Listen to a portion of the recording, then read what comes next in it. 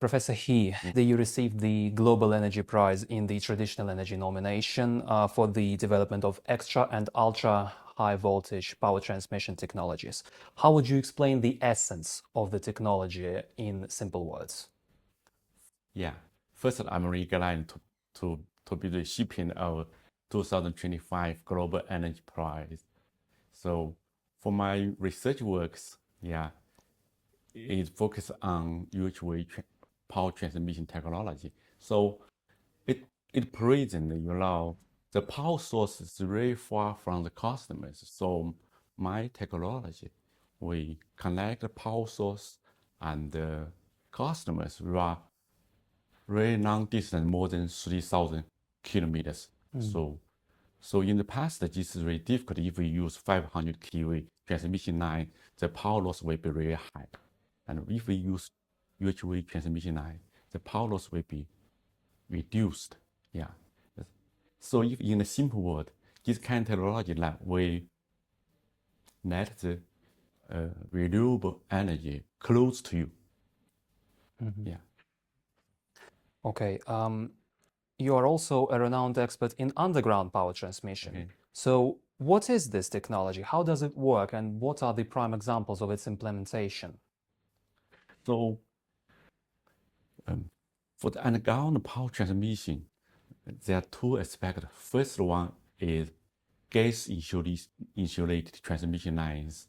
So this kind of transmission line is used for some special reasons. If your transmission line overcross a mountain, overcross snowy mountains, like presently China is building a huge hydropower stations in Yalozampo River. So this giant power station equals to three gorge dams. It's a huge one. So we have to use this kind of underground technology, like the gas insulated transmission line, to transport the power across the showy mountains regions. So another one, friendly, environment friendly cables. We use recyclable propylene insulation materials for the cable. So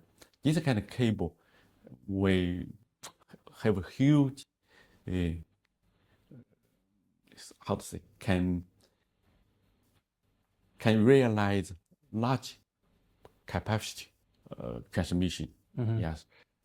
So this kind of technology can be used for the wind power in the sea. Yeah.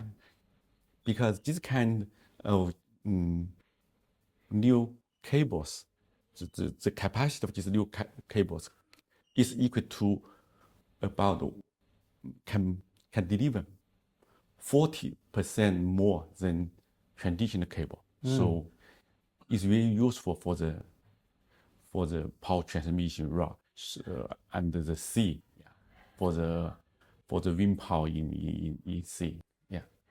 And there is another question I've thought about just right now.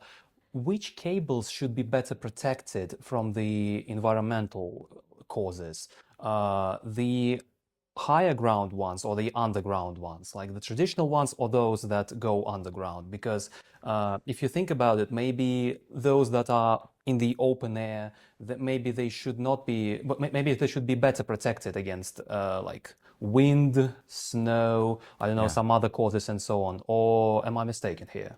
So, yeah, the overhead transmission line is each influenced by the environment, lightning, rain, or snow. So, yeah, so the accident caused by the environment is very high for traditional transmission line, especially for lightning. Yeah, lightning will cost in China. In the past, lightning caused about 60% of the accidents of pulsing. Yeah. So, but for the underground technology, power transmission technology, I think the influence by the environment is very, very low. So we don't need to consider the influence of the environment. Maybe we only need to consider it's quick. Yeah. And the underwater ones, of course, because they should be like very much protected. So how do you see the future of this technology of power transmission? Are there any emerging developments maybe that we should look into? Okay. For this question, I think presently renewable energy are developing really quickly, especially in China. So I think this kind of long-distance power transmission technology and new technology underground transmission, I think we develop very quickly. Yeah. For a lot of questions, I think in the near future, I think we can use UHV transmission line to connect the power system in different countries, in different continents. So to make the whole power system in the world become a huge one. So, I think it is, Yeah, so the main developments are geographical. Okay, yeah. Okay, and so the last one, if we think about the younger researchers who are only beginning their careers in energy, what would be your advice to them? So for the young researchers I think presently the energy types are changed. In the past, we only use fossil-based energy, and now for the young researchers, you should learn renewable energy technologies and should learn energy storage related technologies and should learn some related AI. So in the future, AI may be very important to the power systems. As I just said, if we connect connect the whole power system into a giant body. So if we install many sensors in the power systems, the whole power system will become an intelligent body. So for young researchers, I think they should learn knowledge related to AI. My last question would be a simple yet maybe a tricky one.